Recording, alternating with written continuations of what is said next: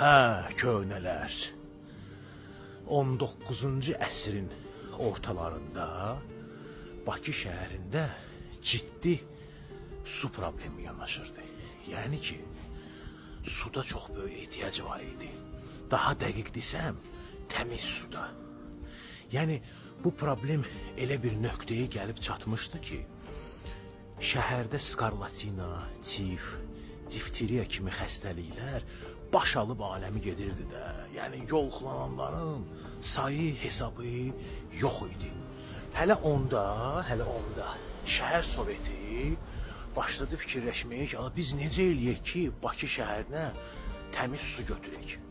Hələ o vaxtlar da rəhmətlik, Allah ona qəni-qəni rəhmət eləsin, Hacı Zeynalabdin Tağıyev öz cibindən 1000 rubl pul qoydu. Sadəcə yəni bu məsələyə start vermək üçün. Və xaricdən ölkəyə bir mühəndis getirildi. O mühəndisin də adı Otto Lenz idi. O Otto Lenz çox axtarışlar elədi, hərəkətlər elədi. Amma dedi ki, su çəkmək olar Bakıya. Amma su çəkmək olacaq Meşdağa, yəni belə qıraq yerlərdən. O suyun amma keyfiyyəti, yəni fırlatdılar ora-bura, yoxladılar, gördülər ki, su keyfiyyətli deyil. Yəni suyun dadında, tamlığında duzluluq var. Yəni içmək üçün yararlı deyil. Ona görə Hacı fikirləşdi, neynəsin. Yəni oturdular o vaxtın köhnə kişiləri fikirləşdilər. Başqa bir dənə mühəndis dəvət elədilər ölkəyə. Həmən mühəndis də ki, o vaxtı Frankfurt na Main şəhərindən gəlmişdi. Adı onun William Lindley idi. Özü İngilis idi. Həmən o William Lindley axtarışlar apardı, yəni researching apardı, tədqiqat apardı. Yəni ingilislər researching deyirlərdi ona da məncə. Və qərara gəldi ki, Bakıya su çəkmək olar. Yəni keyfiyyətli su. Amma o su Bakıya gəlməlidir. Yəni Quba rayonu tərəfdən. Yəni ki, Şollar kəndi, Fərsalı və o tərəflərdən.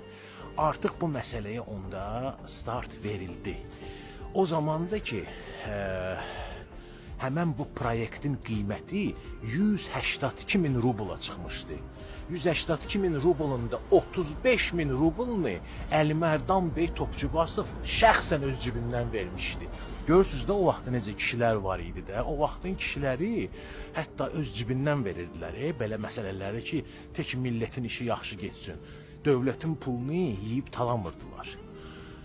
Nəhayət ki, 1917-ci ildə Şollar xətti tam şəkildə hazır olundu və verildi istismara. Onu da demək istəyirəm ki, Azərbaycan o zaman Rusiya imperiyasının bir hissəsi idi. Hamınız bilirsiniz də onu. 177 kilometrlik məsafə Şollar borusu o zaman Rusiyada analogu yox idi. Yəni yek bir su həddi idi ki, təmiz su həddi, hansı ki bütün bu çar dövründə gəldi çıxdı Bakıya. İndi mən sizə bir məsələ deyim. Bu məsələ mən ümumiyyətlə nəyə görə sizə danışdım? Bax, hal-hazırda bura Mehdi Hüseyn küçəsidir də. Burada mənim qohumlarım yaşayıb. İndi satıblar buranı. Köhnə evlərdən biridir.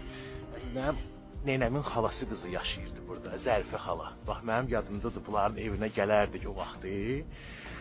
İndi mən də uşaq idim də, bir də görsə arvad mənə deyirdi ki, ged mənə üçün oğlum su götür. Mən də gedirdim, əlimi atırdım qrafinə, qrafində də qeynənmiş su olurdu. Deyir, yox, ged mənə üçün deyir, Allah suyu götür. Bu Allah suyu, bu arvad rəhmətlik. Məhz həmən o Şollar suyuna deyirdi də. Özü bax, indiyə kimi yadımdadır. Onların elə bir evinin var, gidişi burada, indi burada mən nəsə şirkətdir. Girirdim, belə opşi koridoru idi. Opşi koridordan da ki, sağ tərəfdə balaca bir dənə kuxnaları var idi. Mətbəxi, mitmaq deyərdik biz onda ona da. Gələrdim orada, belə emalirovunlu bir dənə belə umvalnik var idi də, emalirovunlu. Özünə deyim, o vaxtı varlı adam idi, Hüseyn əmi, yəni onun yoldaşı. İstəsəydi həmin o emalirovunlu, o umvalnik lap qızıldan da eləyərdi. Prosta o vaxtı bilirsiniz, yəni varlı olmaq hər adama qismət deyil idi, amma varlı olanların da şərəfləri var idi də. İndi özünüz bilirsiniz ki, varlıların varlı çoxdur, amma şərəfli varlığı azdır. Mən də süzərdim Zərifə xala üçün bir stəkan o Allah suyundan getirib verərdim. Sizə deyim elə birinci bu şollar haqqında, yəni kiçik belə məlumatları elə mənə Zərifə xala demişdi. Bu dəqiqə mən həmin o yerdəyəm, Mehdi Hüseyn küçəsi, tanıyırsınız da buraları. Bax buralarda hər yerdə o vaxtı şollar suyu olub. İndi bilmirəm necədir vəziyyət. Bilirsinizsə siz danışın. Sabahınız xeyir olsun. Qəlbdən qəlbə. Bu qədər.